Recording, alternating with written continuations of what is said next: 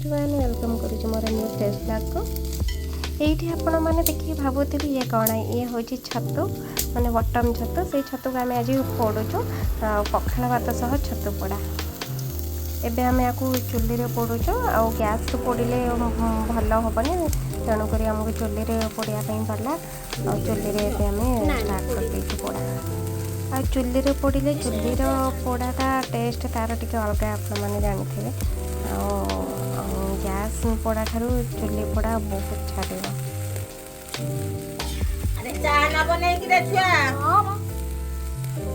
ये पानी अधिक बाहर ना छतुर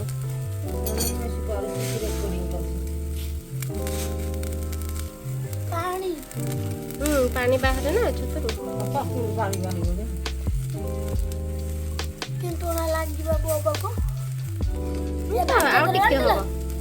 ना ये 99 रु 99 स्टोर हाँ हाँ आनिबो भल ना ये सब कर परियो।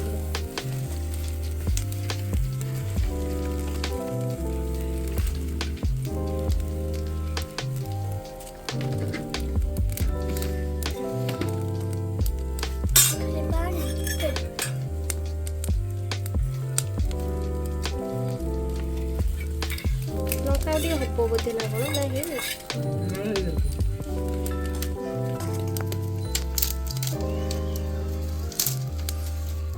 पूरा फुल ही गलानी बा तो भितर ये पानीटा मरीगले तापरे हो जीवो छतु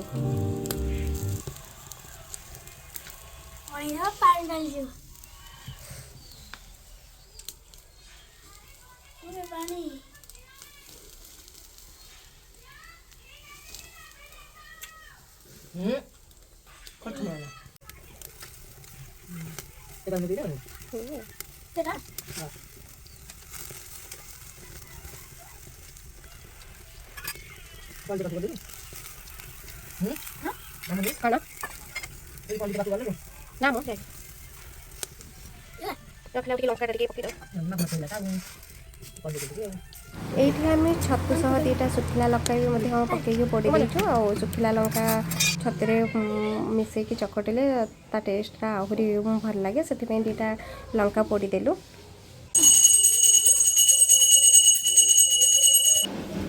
ये से रसुण आके आंबुल सोरिष तेल लुण पकईकि फास्ट भल से चकटी देवे तापरे छतु जोटा आमर पोड़ा होता से छतुटी को आनिक से मिसेक चकटी देवे चकटी पखाड़ सह खाइबे देखिए आपण मैंने केते टेस्ट लगुच आपण मैंने कहींपर जानी भी थे बहुत जन तार टेस्ट बहुत अलग।